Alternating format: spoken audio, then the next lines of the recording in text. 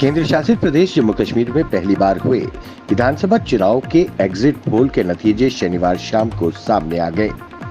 अधिकतर exit poll में भाजपा बहुमत से दूर और नेशनल कॉन्फ्रेंस और कांग्रेस गठबंधन को बढ़त मिलती नजर आ रही है, लेकिन ये दोनों दल भी अपने बूते सरकार बनाने में असमर्थ हैं। सही तस्वीर 8 अक्टूबर को मतगणना के बाद ही सामने आएगी।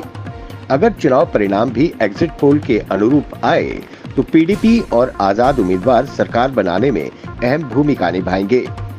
इस बीच नेशनल कॉन्फ्रेंस के उपाध्यक्ष व पूर्व मुख्यमंत्री उमर अब्दुल्ला ने एग्जिट पोल में अपनी पार्टी को बढ़त मिलने के बावजूद इनके दावों को खारिज करते हुए इसे टाइम पास बताया।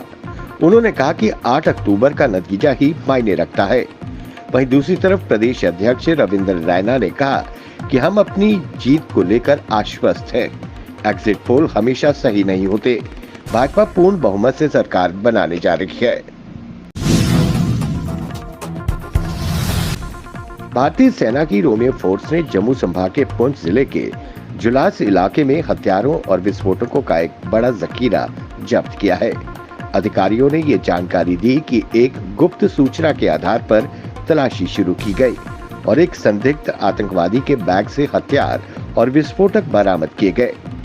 बरामद वस्तुओं में पाकिस्तानी मूल की एक AK-47 राइफल, पिस्टल के rounds, timer IED, Chinese grenade व अन्य विस्फोटक बरामद किए गए। मतगणना से पहला सेना को बड़ी सफलता हाथ लगी है। इससे पहले जम्मू में रिंग रोड घरोटा पर पुलिस और सेना द्वारा जारी तलाशी के दौरान एक संदिग्ध विस्फोटक मिला था, जिसे बम स्क्वाड द्वारा नष्ट कर दिया गया। जम्मू कश्मीर में विधानसभा चुनाव 2024 के एग्जिट पोल के नतीजे बीते शनिवार शाम को आ गए हैं। इसके मुताबिक नेशनल कॉन्फ्रेंस पूरे प्रदेश में बड़ी राजनीतिक ताकत के रूप में उभरी है, लेकिन भाजपा फिर भी अपने गढ़ को बचाकर खुद को जम्मू का बड़ा चैंपियन बताए रखने में कामयाब बताई जा रही है। इन नतीजों ने जम्मू कश्मीर की राजनीतिक, सामाजिक और क्षेत्रीय विषमताओं को भी उजागर कर फिर स्पष्ट कर दिया है कि जम्मू कश्मीर में हर क्षेत्र में अलग मुद्दा मायने रखता है। लोकल पॉलिटिकल एक्सपर्ट्स के मुताबिक नेशनल कॉन्फ्रेंस 30 से 34, कांग्रेस 10 से 13 सीटें लेती नजर आ रही है।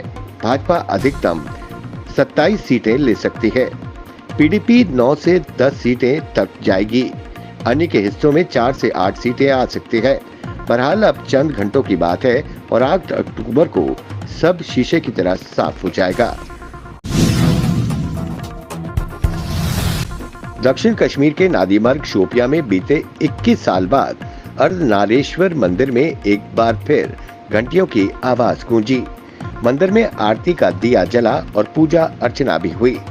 ये वही नादीग्राम है जहां साल 2003 में लश्कर तैयबा के आतंकियों ने ठीक मंदिर के सामने चिनार पेड़ के नीचे 24 कश्मीरी पंडितों को मौत के घाट उतार दिया था। इसके बाद जो कश्मीरी हिंदू नादीग्राम में बचे हुए थे वो पलायन कर गए। वहीं बाद में शरारती तत्वों द्वारा मंदिर को भी नुकसान पहुंचाया गया।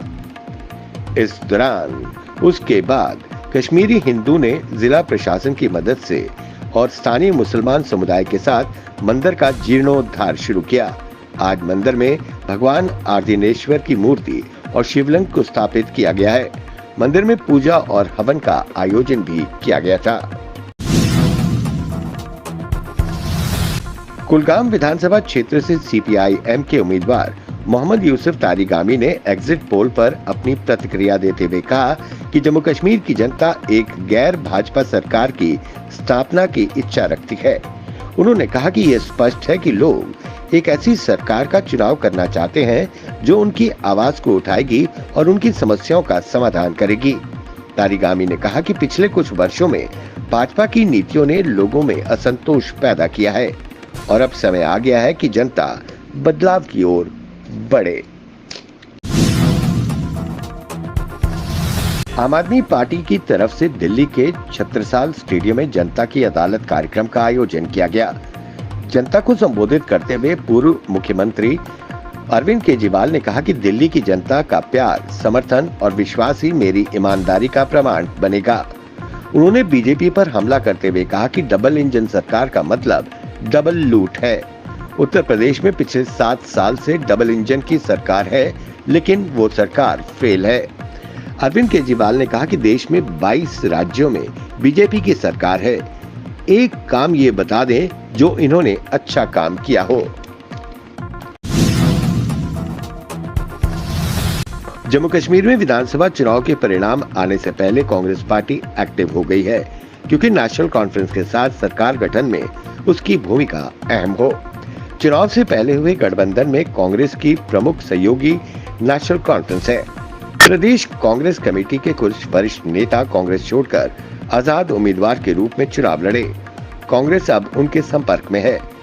ये वो नेता है जिनके जीतने की संभावना है, मुख्य तौर पर जीएम सरूरी और जुगल किशोर, जिन्होंने कांग्रेस छोड़कर गुलाम नबी आजाद की पार्टी का दामन थामा था।